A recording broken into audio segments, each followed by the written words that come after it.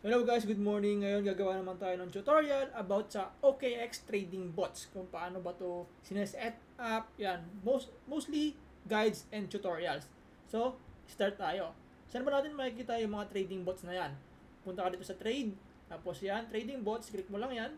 Tapos ito na yung mga available na trading bots na meron sa market or meron sa OKX. So, gagawa natin ngayon ng tutorial is yung spot grid kasi ito yung sa mga toys, ito yung isa sa merong pinakamaliit na risk involved kasi spot lang naman to. So, wala siyang leverage. Okay? So, click mo lang yung spot grid and then pili ka ng crypto na gusto mong i-trade gamit yung bot na to.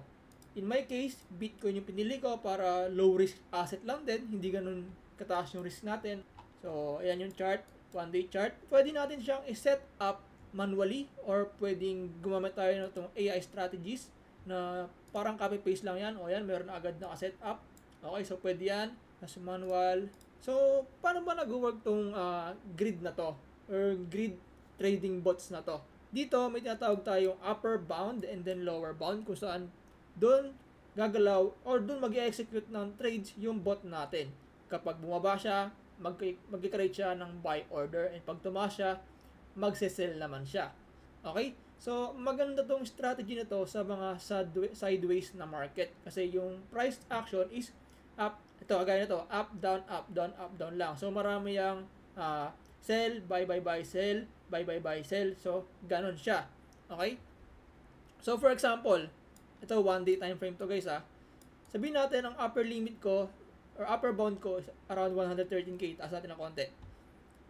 113. And then, yung possible lowest is itong reset low, 98k. Sabihin natin 98k. Grid ko, sagad natin 82. So, ayan. Nakita nyo ang daming lumabas na grids. So, ganito yan. Kapag yung price action is bumaba dito sa mga greens na yan, mag-execute yan ng mga buy orders. Okay, buy, buy, buy, buy. Tapos kapag nag-bounce naman pataas yung price, dyan siya magse-sell. Okay, sell, sell, sell, sell. Tapos pag bumaba, buy ulit, sell, buy, sell. So, ganun siya. Pero paano naman kapag kunwari, etong price action, bumaba, di ba? Buy, buy, buy, buy, buy, buy. Pero yung price action, lumagpas na, nandito na. Lagpas na sa grid. Hindi na siya mag-create ng another buy order. Kasi yung settings mo hanggang dito lang sa 98k. Okay? Eh ano yung nangyayari sa binili mong crypto, sa binili mong Bitcoin? Nasaan napunta yon? Nasa wallet mo pa rin.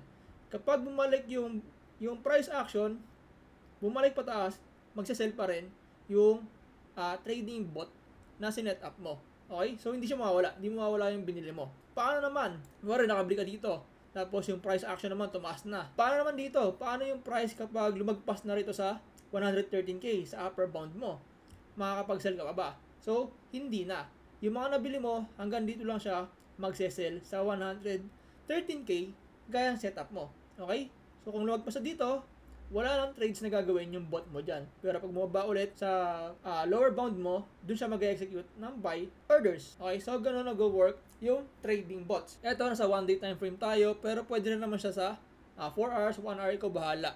So, clear natin to. Punta tayo sa 1 hour time frame. Tignan natin yung price action sa 1 hour. So, kunwari, ito yung upper mo, ito yung lower mo. Sabihin dito na lang sa 101. Lower is 100k. Sa upper is 112. Yan. So, 66 na grid. So, yan. Ito naman yung grids mo dyan. So, mag-buy dito, mag-sell dito.